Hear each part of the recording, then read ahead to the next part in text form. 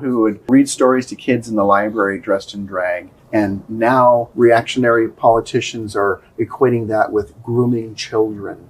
I don't think there's anything dangerous or hurtful about this at all. Is that true? Is there nothing dangerous about this agenda and propaganda targeting young, impressionable children during the most formative years of their lives? Is the so-called trans agenda a conspiracy theory or a conspiracy fact? What are the long-term effects that these programs will have on future generations? These are the questions that we're about to attempt to answer. So my class decided to stand but not say the words. Totally fine. Except for the fact that my room does not have a flag. It used to be there, but I took it down during COVID because it made me uncomfortable. In the meantime, I tell this kid, we do have a flag in the class that you can pledge your allegiance to. And he looks around and he goes, oh, that one? So we have a teacher who is made uncomfortable by the American flag, a symbol of the country which gives her unrivaled freedom of expression, a country that even allows her to spread her ideology to the students left in her care. She then openly admits to removing the American flag and advising at least one student to pledge his allegiance to the flag of her own destructive ideology. And yes, I am coloring my wording by calling her agenda destructive. However, by the end of this video, I believe that I will have provided sufficient evidence to support my claim. So let's listen to a few clips from an education resource platform in British Columbia.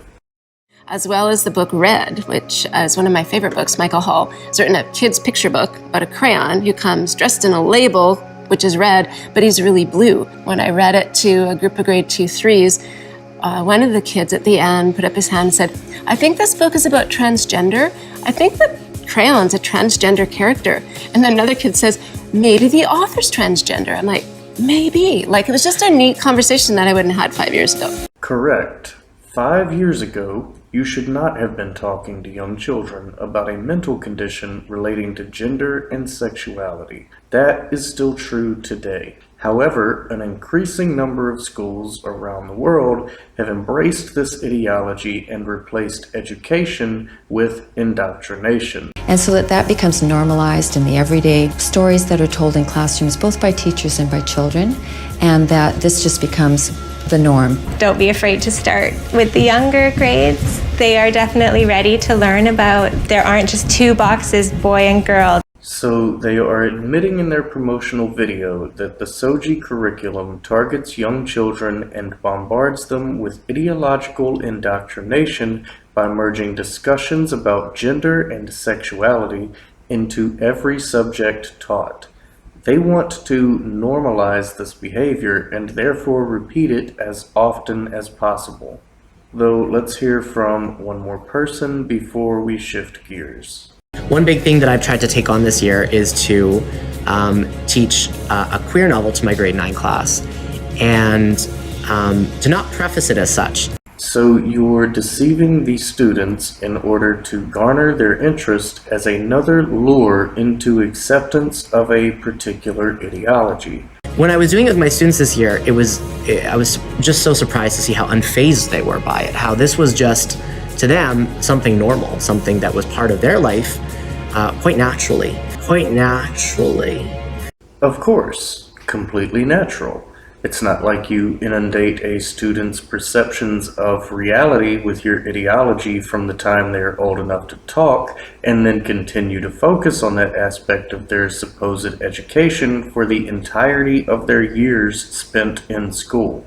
There is absolutely nothing natural about any behavior that requires a never-ending stream of propaganda to support and reinforce it. But you might be thinking that perhaps this problem is not as widespread or dangerous as I am attempting to make it seem. So let's check back in on school teachers. Story time.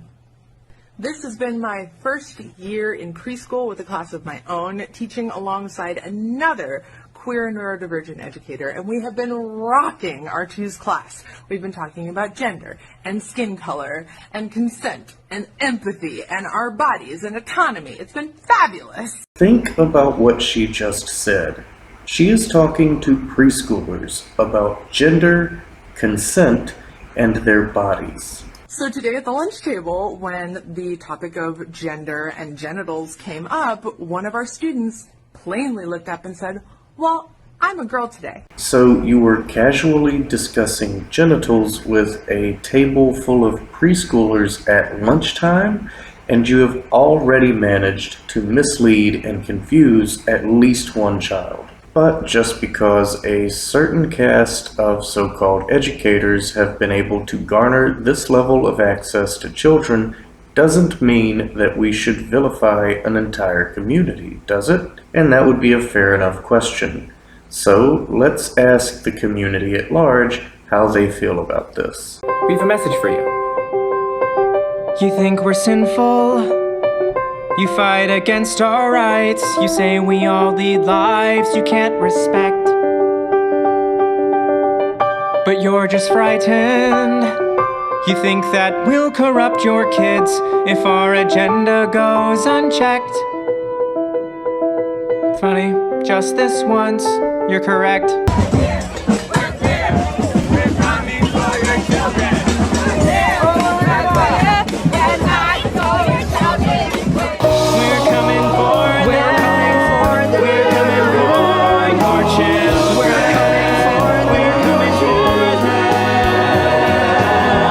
And that is the source of the problem. At the end of the day, I don't care what you do behind closed doors as a consenting adult. However, I also believe that children should not be targeted for corruption by an ideology that denies logic and facts in favor of a dangerous fiction. Regardless of political alignment, religious beliefs, or any other factor, if we cannot agree that children should be protected, then we will never agree, because this is the line in the sand. This is a hill that I am willing to die on, and until more parents wake up to how their children are being indoctrinated and demand that it stop, it never will.